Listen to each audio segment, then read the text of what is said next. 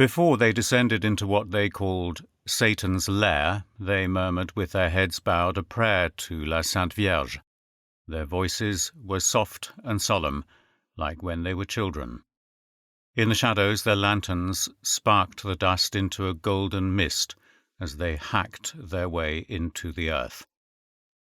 Jean Dumoulin used to hum softly but melodically during his work in the tunnels. His fellow diggers had nicknamed him the Canary. Of late he had taken to murmuring the bawdiest beer hall songs he knew, for the frankly insane reason that his regiment, the 13th French Infantry, had received the audacious orders to dig tunnels under the German tunnels at the spot that everybody in the Argonne region called Fille Morte. That day, February the 26th, 1916, Jean Dumoulin had turned to inventing his own songs. Faced with the threat of German tunnels above him, he sang only in his mind. Dumoulin liked to surprise himself with whatever words came to him. The words made him feel different. Not a 26-year-old French soldier clawing away in near darkness, but more like a classic Greek poet, posing with a lyre on a mountain top overlooking a shimmering sea. Dumoulin was crooning, Ma bouche sera un enfer de douceur. Tu crias ton armée de douleur, while he used his pickaxe to clear the rubble around the entrance of an old mine gallery they had discovered. He pondered which verse would come next. Ton amour armé or ton amour blindé? It was then he saw the body lying in the gallery. From time to time, when they were grubbing in the earth, a shovel would uncover a half-buried body. They couldn't always tell if the stiff was German or French. Often all that was left was a rotten lump of meat.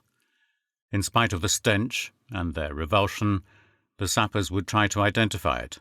Who else would do so? They thought of all the missing men and their anxious relatives and loved ones, and they searched the body for anything that could lead to its identification.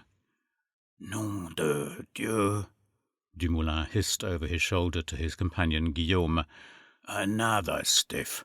Hope this one doesn't break in half like the other one.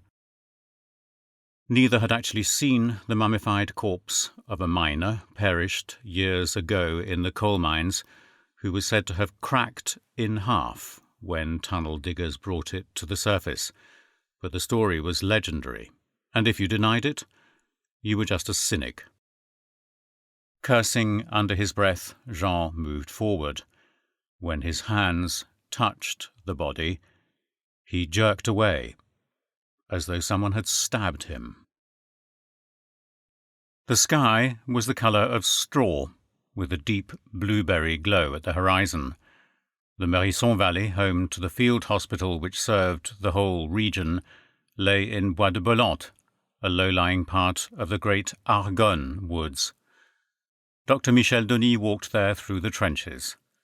The recovery area was crudely constructed, a semi-underground complex harbouring medical provisions, ammunition and food storage, bathhouses, and a sick bay. Like everyone else who worked there, Denis was curious about the infamous mole, and he wanted a closer look. The sappers digging tunnels under the German lines had found the unconscious man dressed in civvies in the tunnel of an old charcoal burner. A day later the man was still unconscious. In the sick bay, Denis went to the patient's bed and studied his facial features. Wide ears, a somewhat beaked nose, and jowly cheeks, perhaps Semitic. Denis guessed the mole's age at about 45.